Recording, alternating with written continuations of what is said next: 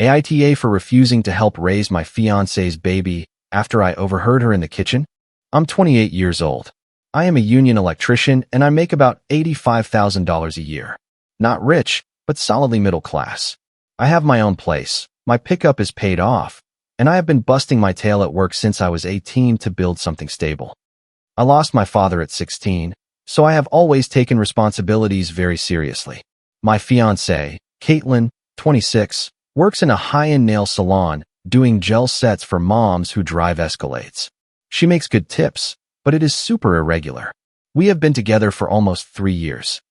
She got pregnant about 7 months ago, and I proposed to her the same day she told me, because that is what you do when you are going to be a father, right? No. She had a weird reaction to the proposal, not enthusiastic. More like she was doing me a favor by saying yes. I thought she was just scared of the pregnancy. I should have listened to my gut at that moment. Since she got pregnant, I have been paying for absolutely everything. Her prenatal appointments, all the baby gear, her half of the rent since her income dropped, and I even added her to my health insurance as a domestic partner. We are talking about roughly $7,800 without counting the $4,200 I spent on her engagement ring. One afternoon, I came home early from work because the job site closed due to rain. I decided to surprise her by bringing dinner from this overpriced sushi restaurant she was always dreaming about. I used my key to get in and heard voices coming from the kitchen. I was about to announce myself when I heard Caitlin speaking with her sister, Marissa. What I heard next froze me in place. "I still can't believe you are really going to marry him," said Marissa. "Wyatt has great insurance and a stable salary, but honestly, you are settling. Look, Colby can't offer what this baby needs." Caitlin cut in. "Wyatt is a pawn. Colby is already struggling to get by with his current child. Colby is this personal trainer at the gym where she works out. She always said he just helped her with prenatal exercises, but the way she talked about him always made me uncomfortable." "I mean, Wyatt is decent," said Marissa. "But you deserve better than just an electrician who thinks Applebee's is a fancy dinner. At least you will have financial security." Caitlin actually laughed. "I care enough about him, and honestly, he is so desperate to play the hero that he will never question anything. He nods and pays for whatever I want." I stood there for maybe 15 minutes, listening to them plan my future as if I were a walking ATM. How she would continue seeing Colby after the wedding. How Colby doesn't even know the baby is his. That she told him her birth control had failed, but they had been careful. That she had already briefed Marissa on what she should say if I ever became suspicious. The worst part is that even after hearing all that, a part of me wondered if I hadn't misunderstood. That is how much this messed with my mind. I left without saying anything and drove for hours. When I came back, she was acting totally normal. She was showing me a $200 baby monitor she wanted to order, talking about plans for the honeymoon, and asking me if I was excited about the idea of becoming a dad. I looked at that engagement ring that had cost me months of overtime, and I wanted to smash everything. She was in the bedroom doing her skincare routine, probably texting Colby about their next workout session, completely unaware that her whole scam was about to explode. Before doing anything, I knew I had to get a legal opinion. I even started recording on my phone as soon as I understood what was happening.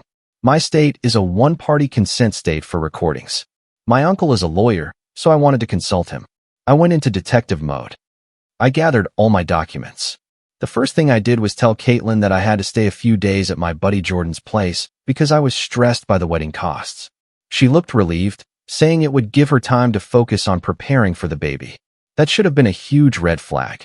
For 3 weeks, I went full CSI mode. I made copies of every receipt, bank statement, and message proving what I had spent on her and the baby.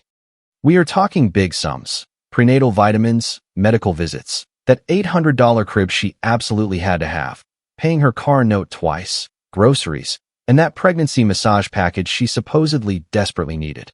The ultimate proof was her phone. She left it unlocked while she took a shower. Rookie mistake.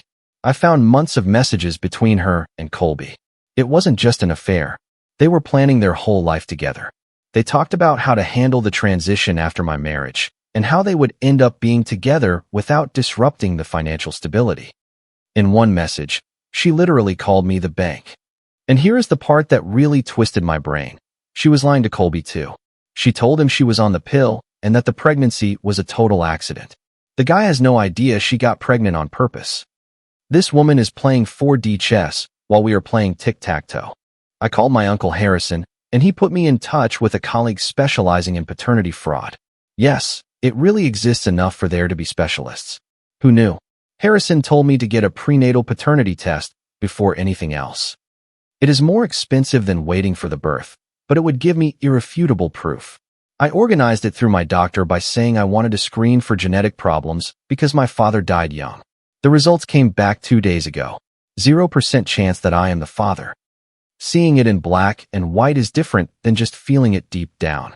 Harrison told me that what she was doing constitutes theft by deception in our state, not just a civil matter. She could actually face serious legal consequences. What is weird is how calm I remained. I shouldn't be. I should be angrier, but mostly I feel a cold clarity that I have never known. Maybe because I finally understand what is happening to me. So I told her we were going to dinner at Romano's, the restaurant of our first date. She thought I was preparing a romantic surprise. She even got her nails done. It was time to watch her world crumble. My buddy Jordan was back up, parked outside in case she became completely hysterical. My Uncle Harrison was also on standby. Colby's wife, Tessa, deserved to know what her husband was doing. I planned to contact her after dealing with Caitlin. The night of the dinner, Caitlin arrived dressed like it was for a photo shoot. New dress, fresh highlights, flawless makeup. She was almost bouncing in her chair, convinced I was going to announce an expensive upgrade to the wedding. That made what followed even more brutal. I didn't waste time with pleasantries. Caitlin, I need to ask you something, frankly.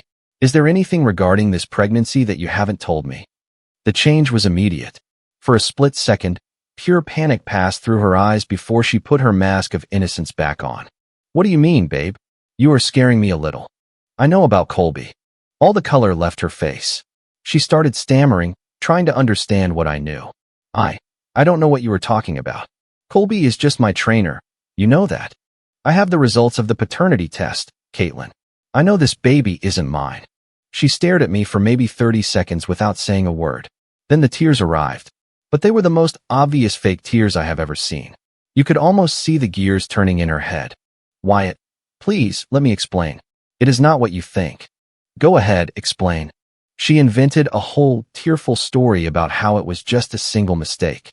Just one time, while we were arguing about money, she was emotional and lost. Colby was there for her, blah blah blah. I saw the messages, and I heard you talking with Marissa. That is where the mask completely fell off. The fake sobs stopped dead, and she took on this cold and calculating look I had never seen on her. You went through my phone? You actually recorded me without my permission. You were planning a fraud, and you were worried about privacy? And then, she said the line that will haunt me all my life. Even if the baby isn't biologically yours, you are still going to be his father. Whether you like it or not, we are getting married in 2 months. I won't let you destroy our family for a stupid technicality. A technicality. She had just called paternity fraud a technicality. There will be no wedding, Caitlin. That is when she completely snapped. She started screaming in the middle of the restaurant, saying I was abandoning my responsibilities, that I was destroying her life, and that she would make sure everyone knew what kind of selfish person I really was. Other customers were staring at us. The manager intervened. It was a completely crazy scene. You think you are so smart, she hissed. Good luck finding someone else who will put up with your boring life. You are nothing special, Wyatt. Just a blue-collar worker with a loan on his pickup. The contempt in her voice was unreal. This woman with whom I planned to spend my life had just shown me exactly what she thought of me. I left $40 on the table and walked out while she was still screaming. I went directly to the wedding venue and canceled everything. I lost the deposit of $2,500, but it seemed like the best money I ever spent. Since then, she hasn't stopped calling me. First to beg, then to threaten, then to try to manipulate me with her pregnancy symptoms. This morning, she showed up at my apartment sobbing, saying she would leave Colby and we could fix things. When I didn't let her in, she threatened to drag me to court for child support anyway. My Uncle Harrison says it doesn't work like that, especially with the evidence I have. But this woman is capable of anything. I also sent Tessa, Colby's wife, screenshots via Facebook. She deserved to know what her husband was doing. I haven't had a response yet, but I am sure it will provoke its own explosion of drama. 3 weeks ago, I thought I was going to become a husband and father. Now, I realize that the last 3 years were essentially an elaborate scam. But for the first time in months, I can finally sleep through the night. Jordan says I look like a different person, more relaxed, no longer constantly on edge. I think I didn't realize all the stress I was carrying until it disappeared. Edit, Tessa replied. She wants to meet me. Apparently, Colby has done this before, and she has been gathering evidence for months. This is getting very interesting. Update 1. The meeting with Tessa was like a scene from a spy movie. No joke, this woman arrived with a folder thicker than my electrical code book, perfectly organized with dividers. It turns out she had been suspicious of Colby for over a year and had hired a private investigator 6 months ago. She had photos of him and Caitlin together, hotel credit card statements, and even geolocation data from his phone. But here is the most incredible part. Caitlin is not his first mistress. This guy has been cheating on his wife for 3 years without interruption. I needed something big enough so he couldn't get out of it in divorce court, Tessa told me. A secret baby is exactly what I was waiting for. She is filing for divorce next week, and with all this evidence, she is going to ruin him financially. Exclusive custody of their daughter, the house, his 401k, and even a part of his future income from the gym. Meanwhile, Caitlin has become completely uncontrollable since our dinner. When the crying and manipulation didn't work, she decided to attack my reputation. She is posting on Facebook that I am a coward, that I abandoned my pregnant fiancée, and that I am just another selfish man incapable of assuming his responsibilities. The best part? She actually launched a GoFundMe titled "Single Mother Needs Help After the Baby's Father Abandoned His Family." She used a photo of our vacation last summer where we look happy and in love. She had the nerve to ask for $5,000 to get back on her feet. My family knows the truth, but some mutual friends are giving me weird looks.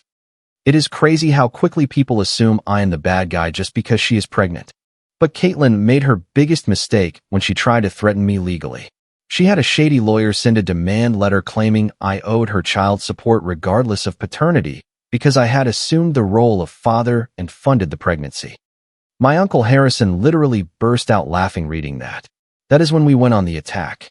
Theft by deception is a crime in our state, punishable by real prison time.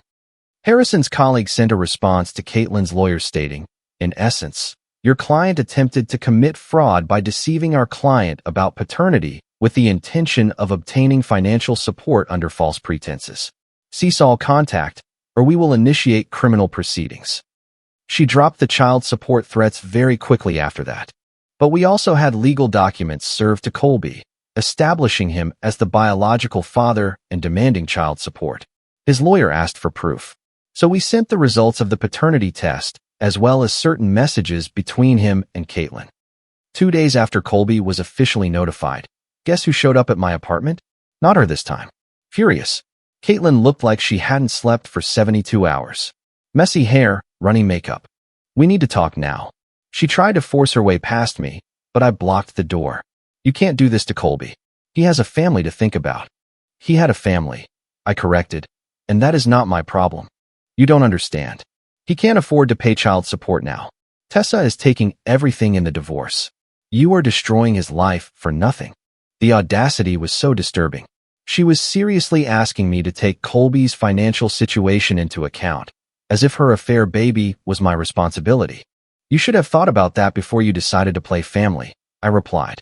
She then changed tactics, suddenly playing the victim. Wyatt, I know I made mistakes, but we can still fix this. Think of all the good times we had. You don't want to not be a father, not of another man's son. That is where her mask fell completely, and the real Caitlin appeared. Do you have any idea what it is like to depend on someone for absolutely everything? I needed security, Wyatt. I needed to know my baby would be taken care of. So you committed fraud. I did what I had to do, she screamed. Do you think it is easy being with someone like you? Someone who thinks Olive Garden is fine dining and buys tools instead of taking me on real vacations. There was the truth about what she really thought of me. All those times she made remarks about wanting nicer things or seemed embarrassed when we hung out with her salon colleagues. I was never good enough for her, just good enough to pay her bills. Get out of my house, I said, backing up to close the door. Fine, she spat. But don't come crawling back when you realize what you lost. Good men don't abandon pregnant women, Wyatt. Everyone is going to see what kind of selfish person you really are. Let them look. The people who matter know the truth. I slammed the door and locked it. For the first time in months, I felt completely at peace. But it wasn't over yet.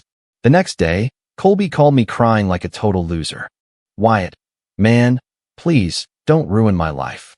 I didn't know she was trying to trap you. I thought you guys were solid. So that made it acceptable to sleep with my fiancée? We can work something out. We can find an agreement. I will reimburse you for the medical costs, everything you spent. But don't force me to pay support long term. I am about to lose everything with the divorce. I hung up on this pathetic guy. Marissa, Caitlin's sister, decided to join the harassment campaign. She started sending me messages at all hours, calling me a selfish piece of work and a coward who abandons pregnant women. You are destroying my sister's life because you are too insecure to face the truth, said one message. She is much better off without a loser like you anyway. I hope you are happy ruining an innocent baby's future. Then she started calling, leaving voicemails explaining that I was just a failure, a good-for-nothing, who should be grateful a girl like Caitlin deigned to look at me twice. The entitlement seems to run in the family. She could have had anyone, Marissa screamed in a voicemail. But she settled for your boring life. And this is how you thank her? You are pathetic. I blocked her number after the 5th call. I don't need this toxic nonsense in my life. Edit. The legal steps are moving fast. My Uncle Harrison filed documents to officially remove any parental responsibility or rights I might have had. We are also suing to get reimbursed for all expenses related to the baby. Tessa and I are coordinating our files. Her lawyer is coordinating with mine since we are both attacking Colby. Edit 3. Jordan is helping me move all of Caitlin's stuff out of my house. We found some interesting things in her junk drawer that I am keeping for later. Update 2. Hi again. These people keep digging their own graves. Honestly, it is almost entertaining at this point. It is like watching the Three Stooges, but with more fraud and drama around a baby. Colby calls me every few days now, each time more desperate than the last. Yesterday, he tried a new approach, proposing to share child support with him as if we were going to co-parent his mistake together. Come on, man. You were going to raise the child anyway. What difference does it make? The difference, you cheating idiot, is that in one scenario, I am a father, and in the other, I am a mark in a scam. I blocked him, but Caitlin decided to make this public in the worst way possible. This crazy woman showed up at my job site Tuesday morning, a commercial project downtown with about 30 guys at work. She arrived 8 months pregnant, in tears, screaming that I had abandoned my family. It is him. She pointed at me while I was on a ladder installing conduit. That is the father of my baby. He left us with nothing. My foreman, Brent, arrived. Wyatt, what is this mess? The whole crew stopped to watch this show.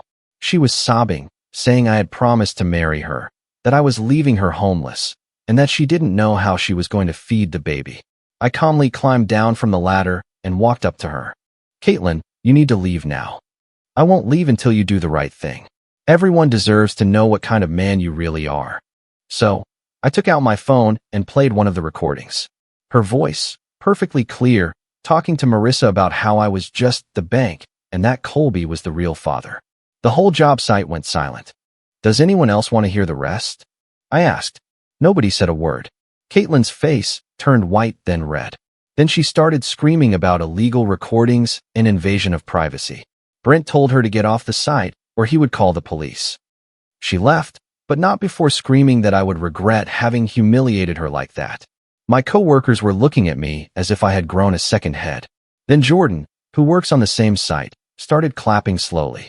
Very quickly, half the guys started clapping and cheering.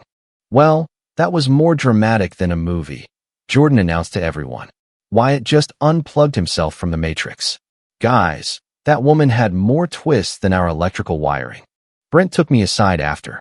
Wyatt, luckily you discovered that before the wedding. No kidding, added Jordan. Wyatt almost got electrocuted by the wrong kind of current. Thank God for that recording.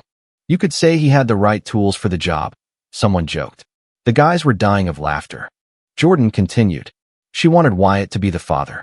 In reality, she wanted him to pay. We get it, Jordan, said Brent, shaking his head. Hilarious. But here's where it gets interesting. Remember when I talked about the stuff we found in Caitlin's drawer while clearing out her things? Among old receipts and junk, I found something very interesting. Colby's wife's business card. It turns out Tessa runs her own accounting firm.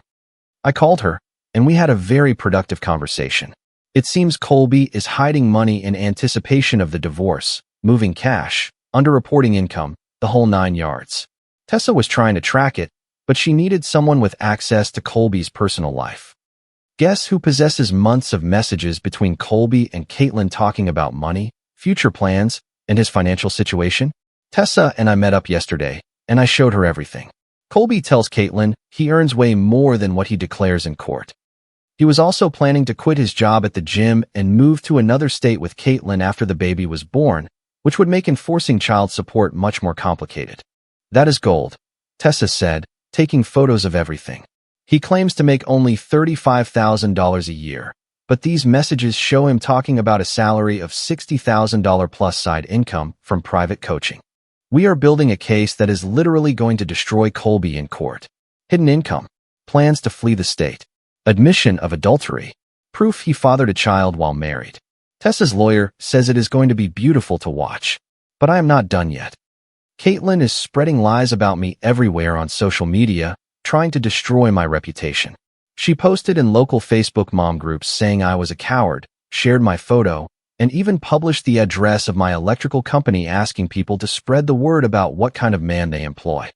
That was her mistake because now it is not just personal. She is attacking my livelihood. My uncle Harrison is helping me build a case for defamation. Screenshots of every post, every comment, every lie. We are going to sue her for damage to reputation and loss of professional income. But the best is yet to come. Colby works at Elite Fitness, a gym chain that imposes a very strict morality clause in its employee contracts. Relations with clients, dishonesty, criminal behavior. All that leads to immediate termination and blacklisting from other gyms in the region. Jordan has a friend who is a member at Elite Fitness. Guess who is going to receive an anonymous package containing very interesting information about one of its trainers? The baby is due in 3 weeks. Colby still doesn't know Caitlin got pregnant on purpose. Tessa's divorce will be finalized next month, and me, I am just here with my popcorn watching everything collapse. Edit. Jordan came over yesterday to help me put Caitlin's stuff in boxes, and this guy killed me with laughter. He walks in with rubber gloves and says, "Time for hazmat cleanup, boys. Removing toxic waste." The first thing he finds is her collection of overpriced face masks. Look at this, Wyatt. $80 for a mud mask? I can get the same thing for free on a job site. He starts putting them in a box labeled pricing error. Then he stumbles on her pile of romance novels. Oh look, How to Catch a Millionaire and The Gold Digger's Guide to Finding Love. I'm starting to see a pattern, Wyatt.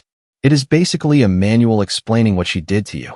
But the best was when he found her Victoria's Secret receipts. Dude, she spent $300 on lingerie last month. I assume that wasn't for you. Unless you suddenly developed a weakness for leopard print. He was waving the receipt in the air. More red flags than a communist parade.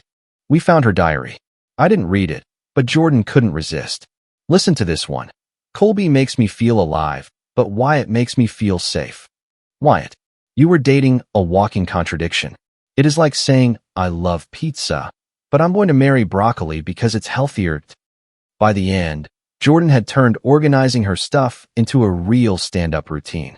This relationship had more issues than a magazine subscription. Brother, luckily you canceled before the next issue came out. Update 3. Friends, it is like watching a controlled demolition. Everything is crumbling exactly as I had planned, and it is even more satisfying than the scene in Fight Club where the buildings collapse. First, the gym story. Jordan's friend delivered that anonymous package to Elite Fitness Management on Monday. Wednesday, Colby was fired. Apparently, having an affair with a client while married, getting her pregnant, and lying about his income violates about 17 different policies. The gym manager even called me to verify certain information and thanked me for bringing it to their attention. Colby is now working at a 24-hour gym, paid minimum wage plus commission. Good luck hiding your income now, jerk. The divorce proceedings were absolutely brutal for Colby. Tessa's lawyer presented all the evidence I provided. Messages speaking about his real income. Plans to flee the state. Confession of the affair. The judge was not impressed. Your Honor, My client was systematically deceived and defrauded by her husband, declared Tessa's lawyer. He hid assets, lied about his income, and planned to abandon his responsibilities towards his wife and illegitimate child. Colby got pulverized. Tessa gets the house, exclusive custody of their daughter, 60% of his 401k, and spousal support. And Colby must now pay child support for 2 children instead of 1. But wait, it is not over. Caitlin gave birth last week to a healthy baby boy. And here is where it becomes hilarious. Colby arrived at the hospital expecting a happy family moment, and Caitlin sent him packing. I can't be with someone who isn't capable of providing for our needs, she told him in the maternity ward. I need stability for my son. This woman orchestrated a whole fraud to give Colby's baby a stable father, then rejected him as soon as he became financially responsible for this baby. You literally cannot make this up. Colby is calling me again. I changed my number, but Uncle Harrison keeps a record of everything for the harassment file. Now he is begging me to redo a DNA test to prove the baby is not mine. As if that changes anything. Maybe we were wrong, man. Maybe you are the father after all. Desperation makes people stupid. The defamation suit is advancing very well. Uncle Harrison documented 47 separate instances where Caitlin published false information about me on social media. My boss at the electrical company supports me. He says 3 potential clients specifically mentioned having seen something online about me and decided to go with other contractors. These are documented revenue losses. In this economy, that adds up fast. But the best part? Remember the GoFundMe campaign Caitlin had launched for single mother abandoned by the baby's father? Well, someone, certainly not me, wink wink, posted screenshots of our conversations as well as photos of the paternity test results in the comments. The fundraiser was deleted in less than 24 hours for fraud. Caitlin had to refund the $1,200 she had already collected. She is now under investigation by the platform for false representation. Marissa is still posting on social media that I am a coward and that family comes first. They are all cut from the same cloth, arrogant, manipulative, and completely incapable of assuming the consequences of their actions. Caitlin lost her job at the nail salon. Showing up screaming at my job site isn't very good for business. Lost Colby, and now faces a defamation lawsuit that is going to cost her more money than she will earn in the next 5 years. Meanwhile, I am thriving. I got a promotion at work. Apparently, not being constantly stressed by a manipulator makes one more productive. I bought myself a new pickup with the money I am no longer spending on someone else's problems. I started going out again too. I met a woman named Erica through Jordan's girlfriend. She is a nurse, has her own place, her own car, her own life. She doesn't expect me to finance her existence or solve all her problems. It is incredibly refreshing. The legal matters should be settled in a few weeks. With a little luck, I recover every penny I spent on Caitlin and the baby. Tessa gets her divorce settlement, and Caitlin faces the consequences of her own choices. Edit. For those asking for news about the new woman, we are taking our time. We both believe in really getting to know someone before making major decisions. Edit 2. Colby tried to add me on Facebook yesterday. The nerve of this guy. Edit 3. Apparently Caitlin is now living at her mother's place. Her mother called me to apologize and said Caitlin had always been a difficult child. No kidding, ma'am. Update 4. Okay, Reddit. This is my last update on this whole mess. It has been 8 months since I discovered the truth, and I wanted to wrap up the story properly because you have been with me every step of this journey. The legal victories were total, unopposed 3-pointers. I recovered every penny I had spent on Caitlin and the costs related to the baby, $7,847 plus legal fees. Colby pays child support and will continue for the next 18 years. The defamation case against Caitlin was settled out of court for a confidential amount. Let's just say it was enough to put a nice down payment on a very pretty house. Colby's life completely collapsed, and frankly, it is beautiful to watch. Tessa literally cleaned him out. She got the house, sole custody, his retirement account, spousal support, the whole package. He now lives in a studio apartment above a pizzeria and works 2 jobs to cover child support for his 2 kids. The funniest part is that he is still trying to reconnect with Caitlin, convinced they can still have their fairy tale ending. She doesn't even let him see the baby without supervision because he isn't financially stable enough to be trusted with important decisions.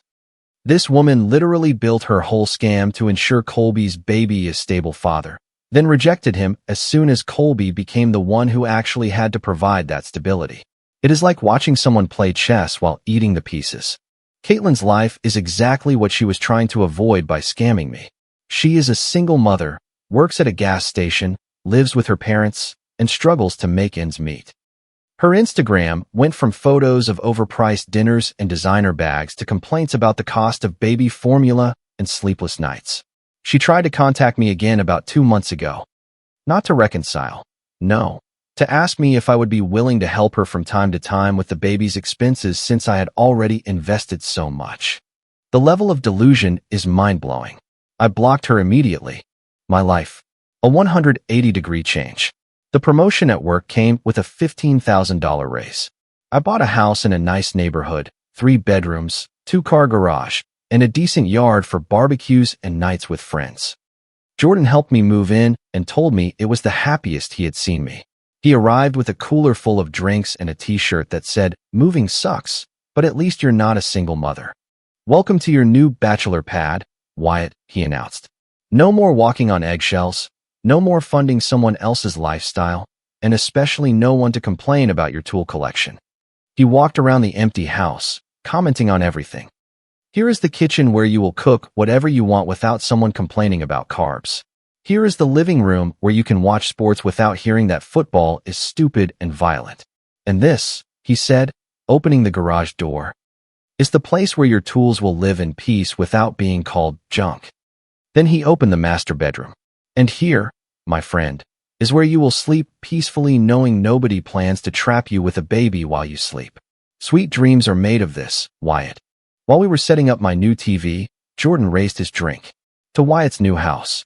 May it be filled with honesty, loyalty, and an adulterous pregnancy risk of 0%. You are really an idiot, Jordan." "Yes, but a faithful idiot who doesn't sleep with other people's fiancés. Apparently, that has become rare. Erica and I have been together for 6 months now, and it is the healthiest relationship I have ever had. No games, no manipulation, no constant drama.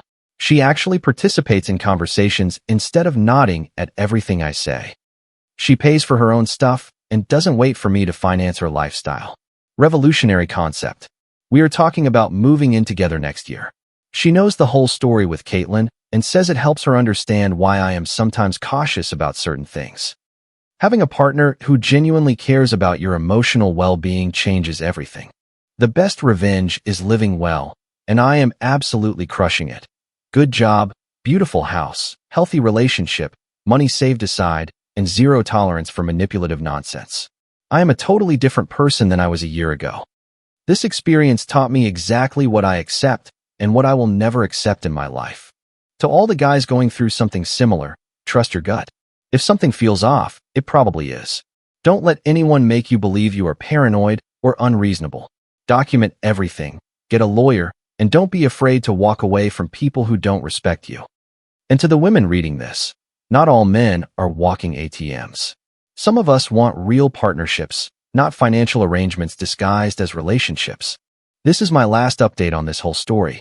It is time to focus on building something real with someone who truly cares about me as a person, not just what I can provide. Thanks for the ride, Reddit. You are the real MVPs. Edit. Colby apparently tried to get his old job back at Elite Fitness. They told him he was blacklisted from the entire chain. Oops. Edit 2. Erica says hi and thanks for all the support. She was lurking on these posts and says this community helped her understand what I went through. She also thinks Colby is an idiot and Caitlin got exactly what she deserved. Edit 3. To the man who DM'd me asking for advice on his own situation, I posted resources on paternity fraud and legal protection in our men's rights group. Don't let anyone scam you, brother. Peace out, friends. Comment. Watching this unfold really makes you think about how important self-respect is in every relationship.